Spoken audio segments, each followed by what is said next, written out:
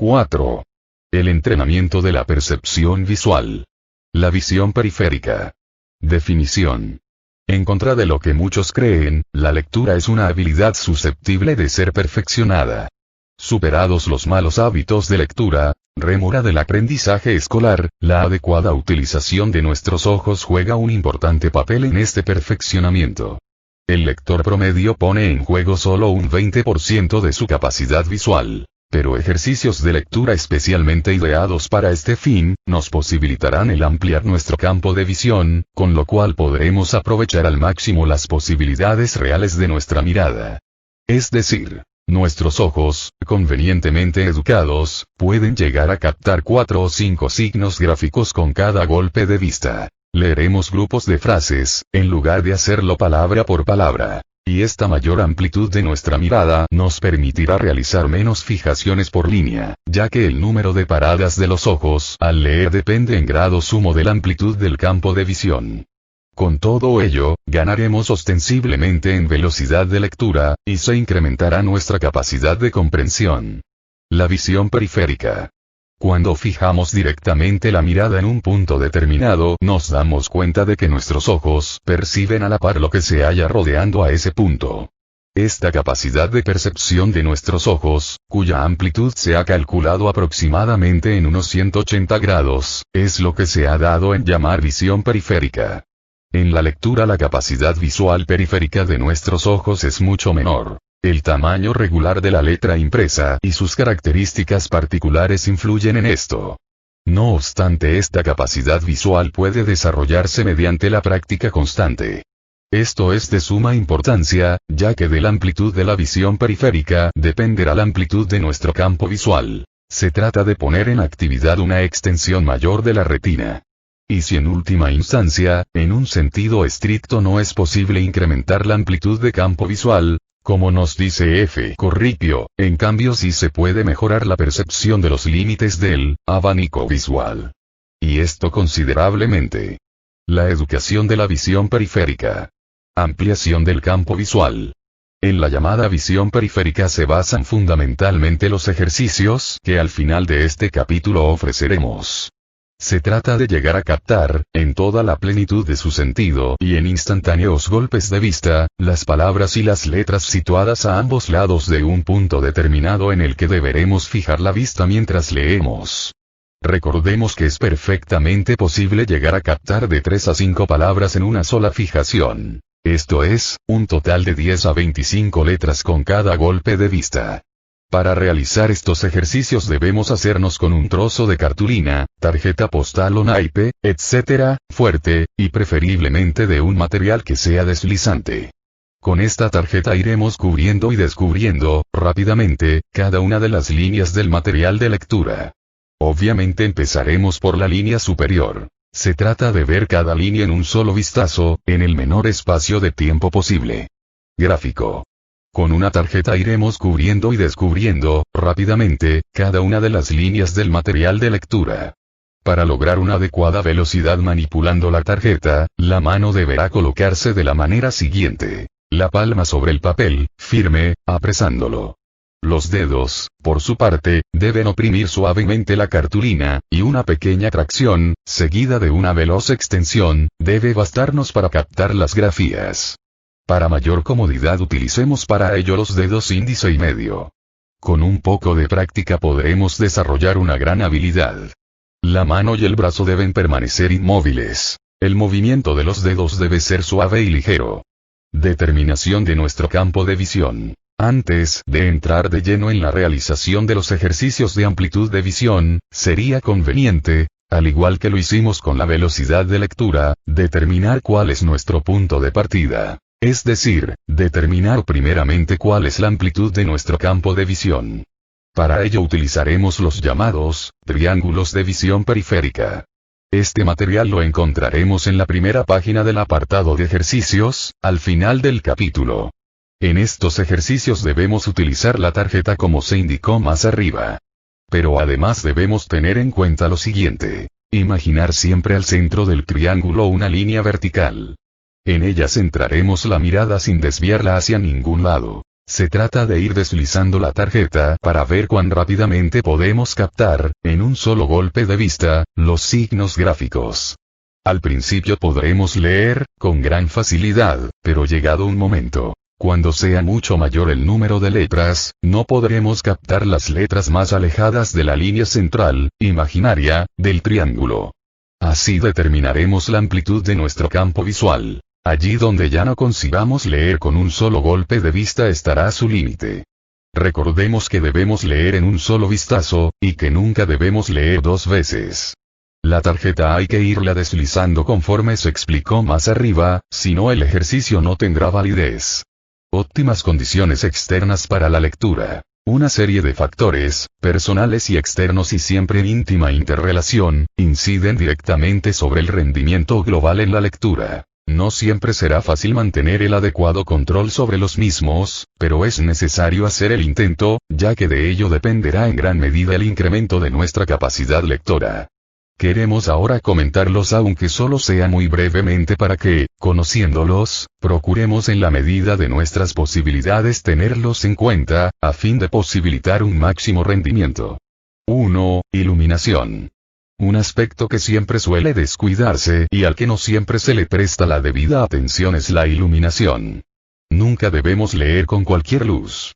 Esta no debe ser ni excesivamente intensa ni excesivamente débil, ya que ambas son igualmente perniciosas y terminan fatigando nuestros ojos. Cada uno de nosotros debe determinar la luz que necesita para la lectura. Los jóvenes necesitan menos luz que las personas mayores, ya que en los jóvenes la agudeza de la visión es más grande. Debemos procurar que la luz artificial no nos dé en los ojos. Esto fuerza nuestra vista e incluso puede llegar a dañarla. La lámpara o flexo con que leamos debe ir situada a nuestra izquierda y a la altura necesaria para que los rayos luminosos incidan directamente sobre el papel, nunca sobre nuestros ojos. Una inadecuada iluminación cansa nuestra vista y, a la larga, termina afectándola negativamente. Ya esto es razón suficiente para que le prestemos la debida atención a la iluminación. Pero, además, cuando leemos con luz excesivamente intensa o excesivamente débil, cansamos también los músculos faciales. Inconscientemente nos vemos obligados a fruncir el entrecejo y todos los músculos en torno a los ojos. Con ello realizamos un esfuerzo innecesario que nos desgasta y repercute directamente sobre nuestro rendimiento. Ya hablamos de la actitud que debíamos adoptar en la lectura. Músculos relajados y distensos, sin añadir en absoluto un movimiento mecánico más a la movilidad ocular. 2. El papel. Otro factor externo de importancia es el papel. También la calidad del papel tiene influjo directo sobre la velocidad de la lectura.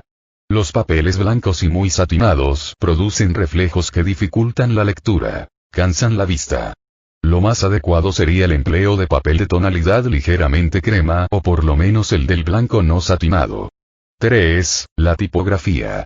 Naturalmente, aquí como cuando nos referimos al tipo de papel, debemos reconocer que muy pocas veces podemos elegir a nuestro gusto. Casi nunca estará en nuestras manos que los tipos de imprenta sean más grandes o más pequeños, etc., como tampoco que el papel sea mate o satinado. De todas formas hablaremos de ello. Conviene tenerlo en cuenta por si en algún momento es posible la elección. Y de hecho lo es. En primer lugar, cuando se trate de un material preparado por nosotros mismos a máquina. Aquí podemos elegir el papel y el tipo de máquina a emplear. En segundo lugar, cuando vayamos a adquirir un libro. Aquí podemos muy bien informarnos si existen o no varias ediciones del mismo y optar por aquella que reúna las condiciones idóneas, calidad del papel empleado y tipos de imprenta. De ahí que no debamos nunca comprar nuestros libros a la ligera, precipitadamente, sobre todo cuando se trate de un texto que debamos estudiar y analizar detalladamente. Cada persona en particular y de acuerdo a su mayor o menor agudeza visual, sentirá más o menos fatigados sus ojos al leer con tal o cual tipo de letra. La que para nosotros puede resultar pequeña en exceso, puede ser la idónea para otro individuo cualquiera. Ahora bien, en general, hay que tener en cuenta que las letras de tamaño medio son preferibles y son también preferibles los tipos de imprenta, o de máquina de escribir, con la menor cantidad de adornos posibles, esto es, con la mayor sencillez en su diseño. La letra en exceso pequeña naturalmente nos cansará más rápidamente. Pero lo que es peor aún, disminuirá nuestra capacidad de concentración. 4. El ángulo de lectura. Algo que siempre se descuida. El ángulo de lectura. La correcta posición del libro al leer. Si leemos durante un tiempo muy breve, en verdad no vale la pena preocuparse demasiado por el ángulo de inclinación. Pero cuando nos entregamos a la lectura durante horas, por exigencias profesionales o por razones de estudio, sí que es un factor de vital importancia. Colocar el libro horizontalmente sobre la mesa de trabajo nos obliga a inclinarnos sobre el mismo. Torcemos el cuello y la espalda, nos encorvamos, y esto suele provocar entumecimientos y prematuras manifestaciones de cansancio. La vista debe incidir en ángulo recto sobre el material de lectura para alcanzar un óptimo rendimiento. Para ello debemos levantar ligeramente el libro, bien mediante un atril o bien utilizando, sencillamente, otros libros que colocaremos detrás del que estemos leyendo, hasta que todo él quede perpendicular a la mirada. Eso sí, nunca conviene que hagamos esto con las manos, ya que así pondríamos en actividad, innecesariamente, la musculatura de los brazos y ya conocemos de sobra las consecuencias de estas acciones en apariencia sin importancia. Un atril es el mejor medio para mantener el libro en posición perpendicular mientras leamos. 5. Postura del lector. La postura idónea para leer durante un largo periodo de tiempo es la de sentado. Todo el organismo lo agradece y responde en consecuencia. Debemos sentarnos con el cuerpo recto, la espalda pegada al respaldo de la silla, como cuando escribimos a máquina, pero con los antebrazos apoyados en la mesa de trabajo. Gráfico.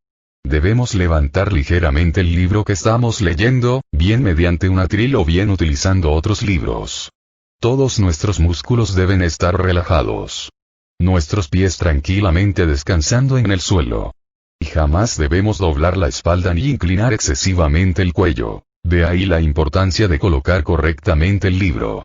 La respiración debe quedar libre de todo tipo de trabas.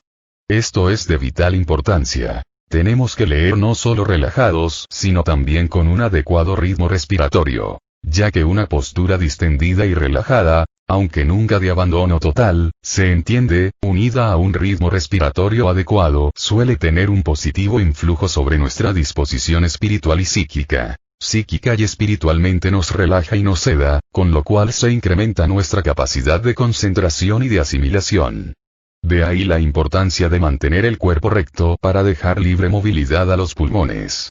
Si tenemos en cuenta todos estos detalles, que quizá nos parezcan en exceso minuciosos y superfluos, nuestro rendimiento global será mucho mayor. Lograremos trabajar más tiempo sin que sobrevenga el cansancio y además con un mayor aprovechamiento.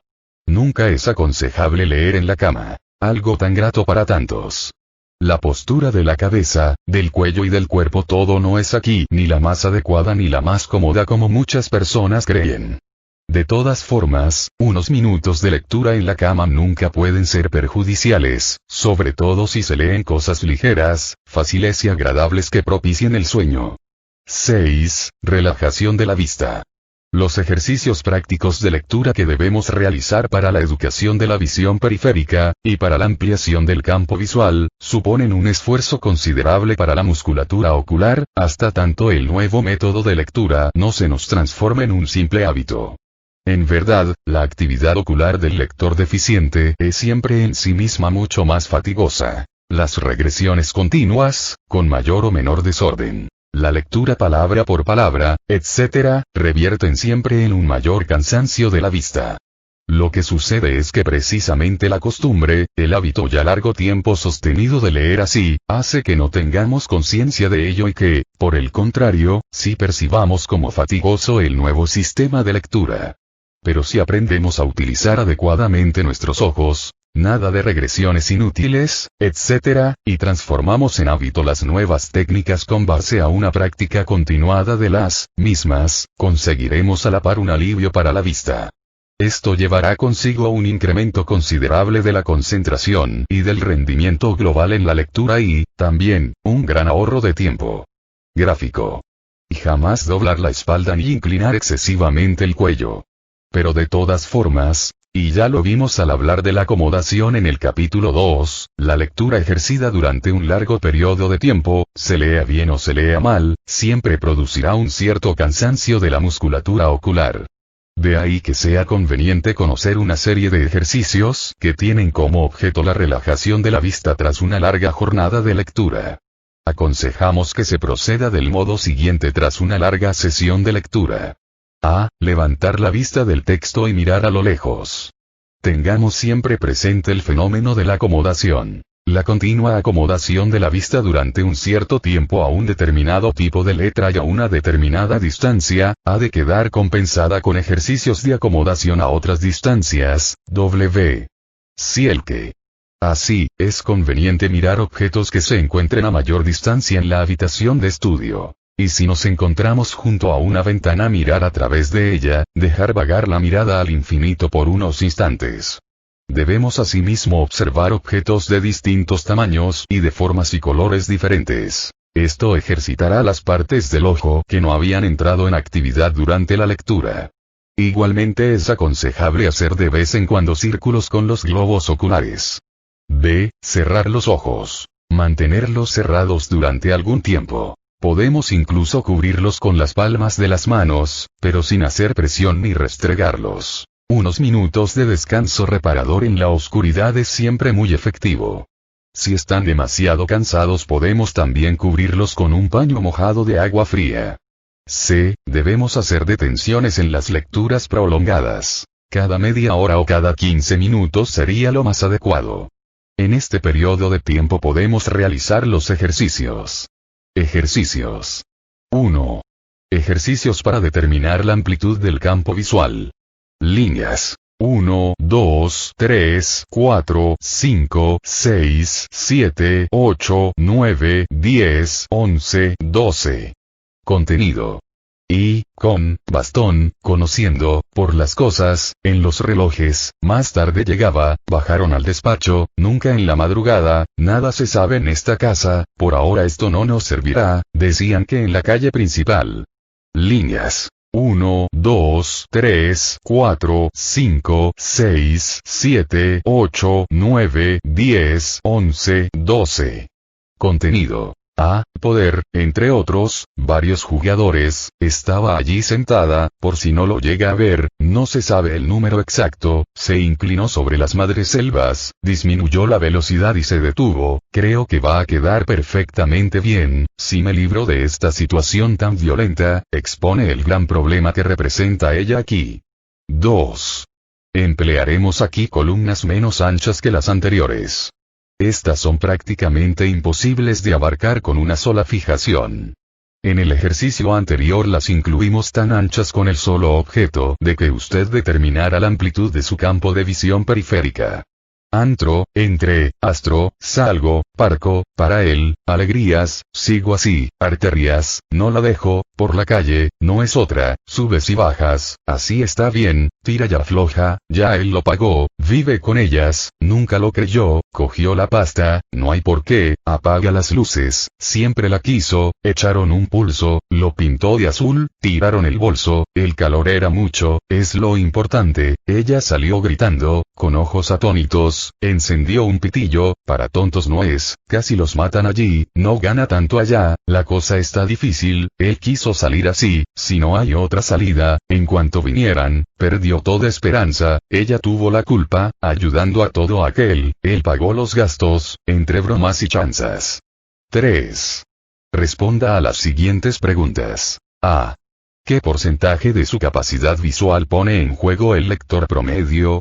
B. ¿Cómo repercute la ampliación del campo de visión en nuestra velocidad lectora? Explique por qué. C. ¿En qué consiste la visión periférica? D. Explique la relación existente entre la visión periférica y la amplitud de nuestro campo visual. E. ¿Cuántas palabras es posible llegar a captar, previo adiestramiento, de un solo golpe de vista? F. ¿Cuál es el objetivo práctico de los triángulos de visión periférica? G. Explique brevemente cuáles son los inconvenientes de una inadecuada iluminación. H. La tonalidad del papel repercute directamente sobre el rendimiento en la lectura. razone por qué y diga cuál sería la tonalidad más adecuada. Y porque es conveniente, antes de adquirir un libro, informarse adecuadamente sobre las distintas ediciones del mismo que puedan existir en el mercado. J.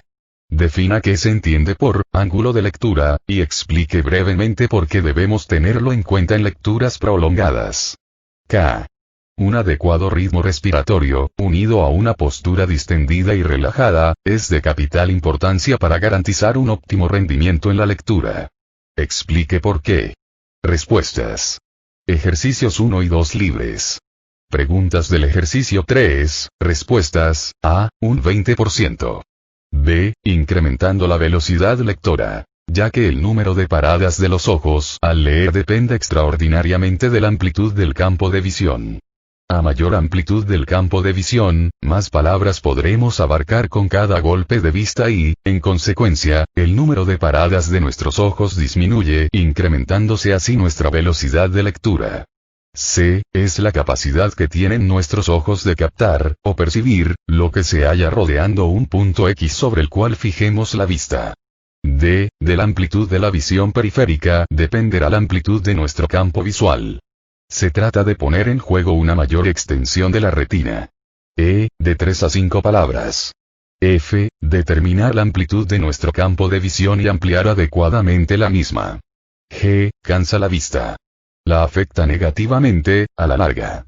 Cansamos en exceso los músculos faciales. Fruncimos el entrecejo, etc. Con ello añadimos un movimiento mecánico más a la movilidad ocular. Todo ello repercute negativamente en nuestro rendimiento global en la lectura. H, el reflejo, el brillo del papel cansa nuestra vista. La tonalidad más adecuada será la ligeramente crema o por lo menos la blanca no satinada. I, porque así podremos optar por aquella que reúna las condiciones idóneas. Calidad del papel y tipos de imprenta empleados. J, el ángulo de lectura, hace referencia a la inclinación del libro, al ángulo de inclinación del mismo mientras leemos. Debemos tenerlo en cuenta porque un libro mal colocado, por ejemplo horizontalmente, nos obliga a doblar la espalda al tener que inclinarnos sobre el mismo. Así sobreviene el cansancio prematuro. K, una postura distendida y relajada, unida a un ritmo respiratorio adecuado, suele tener un positivo influjo sobre nuestra disposición espiritual y psíquica. Esto incrementa nuestra capacidad de atención y concentración.